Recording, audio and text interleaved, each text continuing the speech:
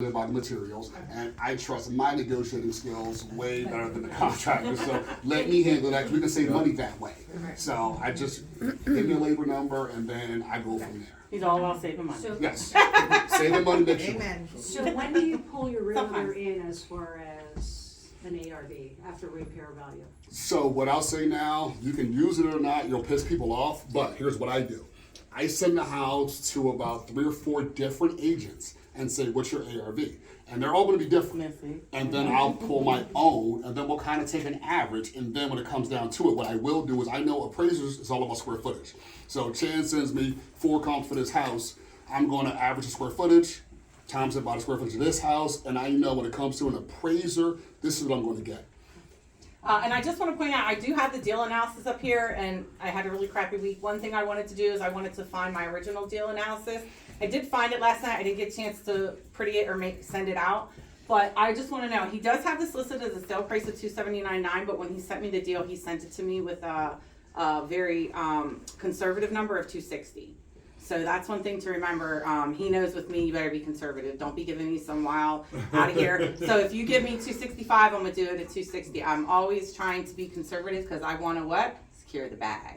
I want to make sure that when I get into this deal automatically, that I have equity, so that if I need to come in and take over or something happens, that I'm prepared for that. But he knows me. This is what it's listed at, but that is not what he originally gave me as his potential ARV. I am conservative with my numbers because I don't want to lose. However, and he'll tell you as my agent, once it's done and I look at it, I'm wild at the stage and it pops, I'm all right, let's go 10 or 20 higher. Because you can always go down, you can't go Right. up. So I rather list higher and then go down. So my rule of thumb is typically go put it on the market 7 to 10 days. I'll review all the feedback, trying to see what the issues are, and then we'll drop the price from there.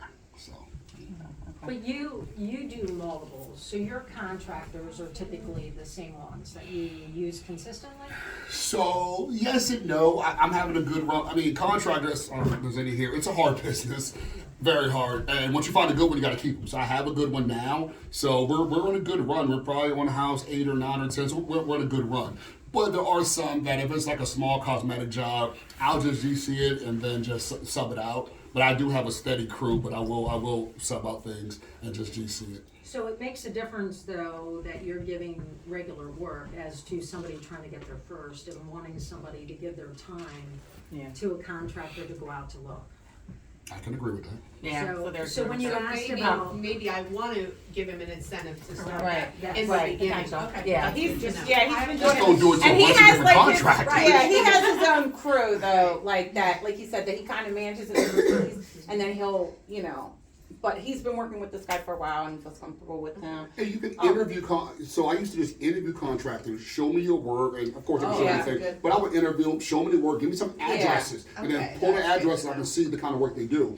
So we have a little bit of rapport before I call you out of the blue and say go see a house. But we sat down, we met, looked at your numbers, and they know I'm serious about using you as long as the numbers make sense. And I tell my contractor the numbers has to make sense. What you should do is, like, especially if you have a house, do some small jobs around your house. Let the person do a couple small jobs around your house before you give that's them a a good big idea, job. too. And also, some contractors will tell you they can do everything and they can't. Everybody's not a painter. Everybody can't install windows well. Everybody can't do plumbing well or electric well. So maybe you might have to have certain people for certain things. Like I know you use a guy for paint. You don't. Your Any contractors won't do contractor it. that says I can do everything, walk away. Yeah. Because nobody can do everything. Right. That's your first red flag. They may be able to do everything, But but not they well. may not be as efficient at some Right, things Yes. as right. others. Yes. So when you, one of the questions over on the open board is profit. What is the profit that minimum profit you want to take on a deal? And does it depend on like the level of rehab? Like for instance, this was the easy peasy, pretty much flooring, bathroom, whatever.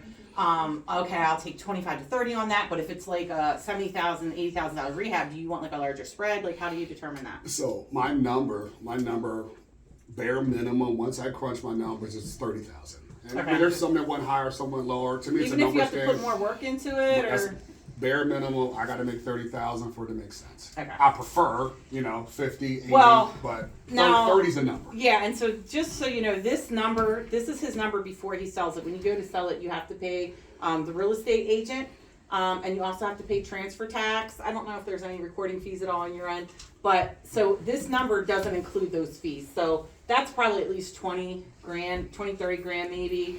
So he'll probably be in at like 30 something, when all is done, if he doesn't have to drop the price. Yes, and once you establish, and realtors close rate is, once you establish a relationship with a realtor and use them over and over again, then you shouldn't be paying 6% or Yeah, 5%. I haven't That's seen him pay that. He never pays That's a anybody the different real rate. conversation.